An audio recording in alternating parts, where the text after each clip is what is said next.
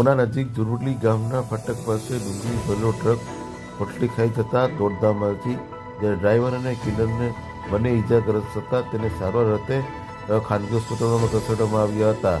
પ્રાથમિક શ્રીમદ ગીરગઢડા તરફથી આવતો ડુંગળી ભરેલો ટ્રક ઝુરવડલી ગામના ફાટક પાસે જે વળાંક વળતો હોય તે વળાંક અંદર અચાનક આ ડ્રાઈવરે પોતાનું સ્ટેરિંગ પર કાબુ ગુમાવતા તે ટ્રક અચાનક પલટી ખાઈ જતા ધડાકાભેર અવાજ આવતા ત્યારે આજુબાજુના લોકો મોટી સંખ્યામાં એકત્રિત થઈ ગયા હતા. એકત્રિત થઈ અને આ ડ્રાઈવર અને તે ક્લીનર અંદર ટ્રકની બહાર કાઢી અને 108ને ફોન કરી અને 108 બાબતે તેને ખાનગી હોસ્પિટલમાં ખસેડવામાં આવતા હતા. કોઈ મોટી જાનહાનિ ટળી હતી. ત્યારે ઉના તાલુકાના દરેક સમાચાર તથા લોકલ સમાચાર જોવા માટે અમારી યુટ્યુબ ચેનલ સબસ્ક્રાઈબ કરો, શેર કરો. દરેક સમાચાર હવે આપના સુધી.